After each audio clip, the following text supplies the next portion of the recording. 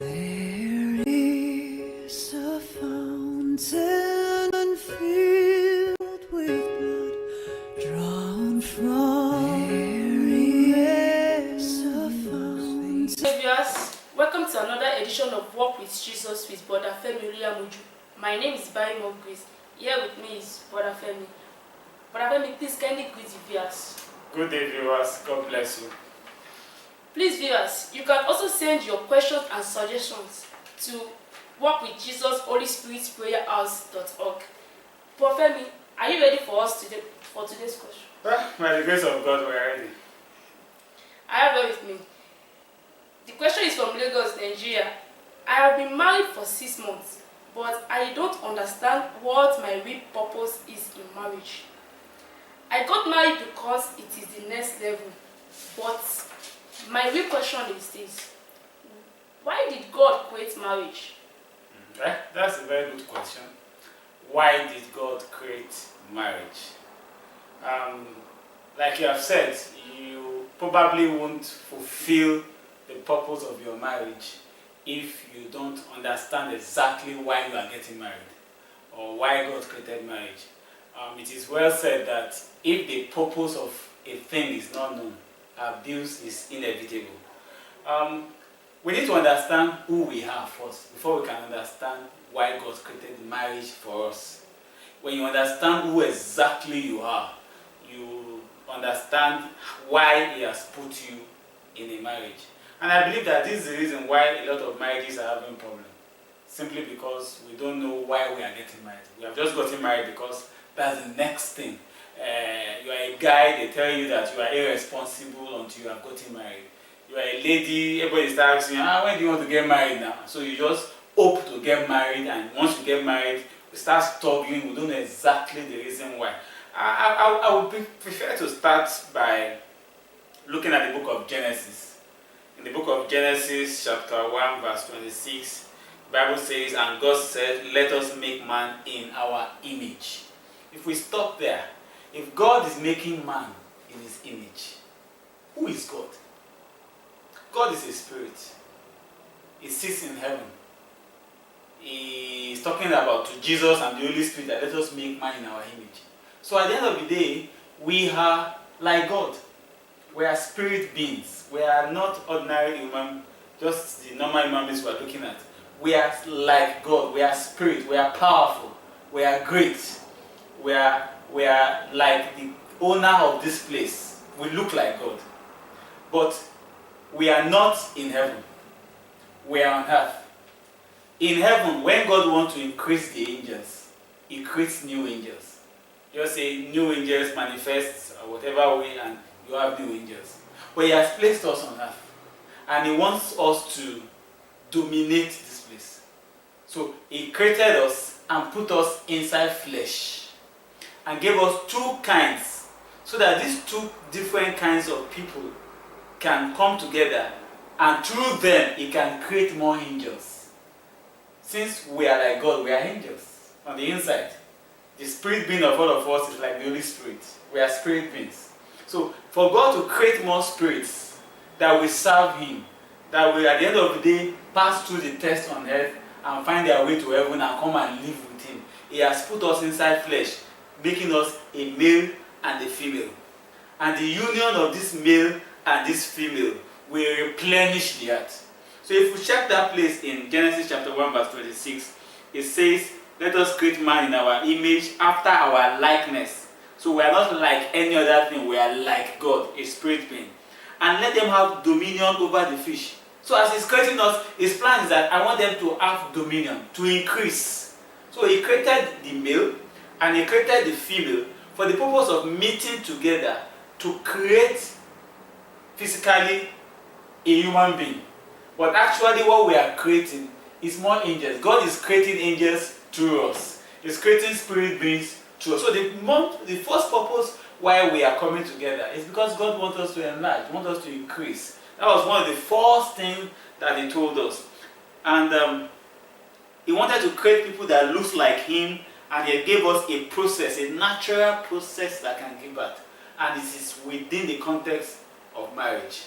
So number one, it is for us to increase. Then number 2 is because we are not complete. And I can find that in Genesis chapter 2 verse 24, where it says, "Therefore shall a man leave his father and his mother, and shall cleave unto his wife, and they shall become one flesh." I will ask you, if you add 1 plus 1, what will it give you? 2. To give you 2. But here the Bible is saying that 1 plus 1 equals 1. But the Bible did not actually say 1 plus 1. We are the one that started saying 1. It said the male and the female will become 1. It means that none of them was 1 before. So it's either, if you want to add things together now, half plus half is equal to 1. 3/4 plus quarter is equal to 1. 90% plus 10% is equal to 1. 99% plus 1% is equal to 1. So at the end of the day, none of us is complete. We have issues in our lives that does not make us complete. I'm a man, I can do many things, but there are some things I cannot do. I need somebody else who covers that aspect. And this is where sometimes when we complain about our partner, it looks as if we don't understand what we are talking about. You cannot marry the person that has what you have. He has to have what you don't have, and you will have what they don't have. So we are not complete. When He created us, we are not complete. So He needed to prepare people who will come together and will become one. So because we are not complete, we need somebody else to join us to be complete. And finally, He wants us to have a partner. When you are going through life, life is difficult. There are so many issues in life. So many issues. You face so many problems. There are sometimes you have testimonies, you have good news, you need someone to share it with. Sometimes you have pain, you need someone to talk to. And that is another reason why God created marriage. So that we have a partner. We can see that in Ecclesiastes chapter 4, verse 9 and 10. It says, "Two are better than one, because they have good rewards for their labor." But verse 10 says, "For if they fall, the one will lift up his fellow. But woe unto him that is alone, when he falleth, for he had not another to help him."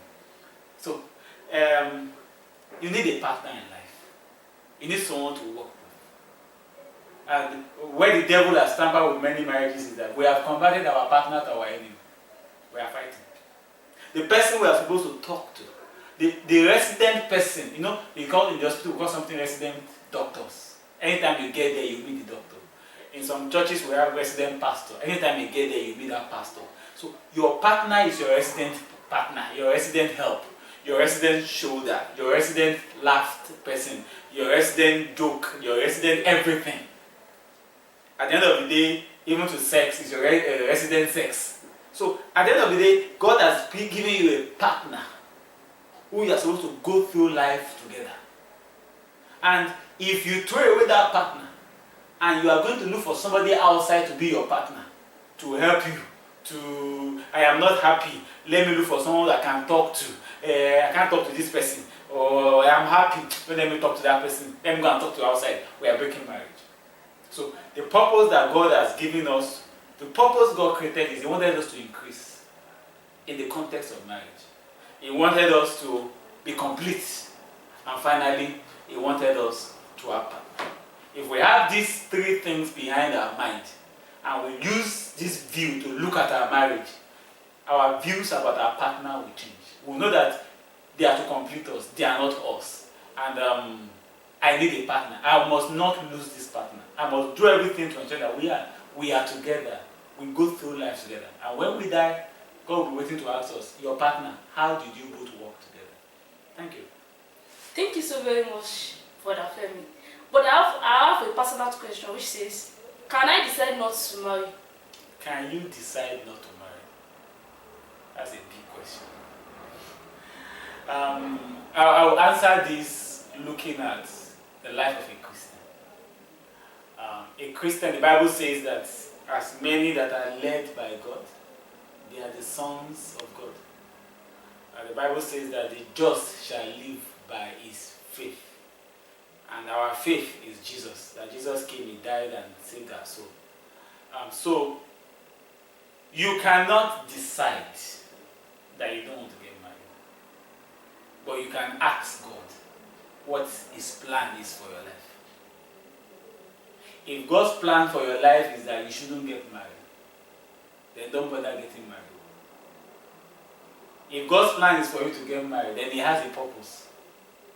Then there are probably issues ahead of your life that you alone cannot handle.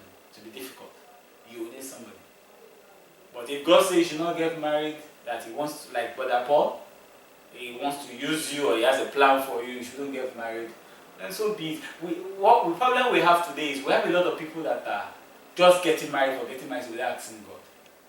A man that God knows that know how at the age of 35 is going to die, who is getting married at the age of 34, is only going to turn one lady to a widow.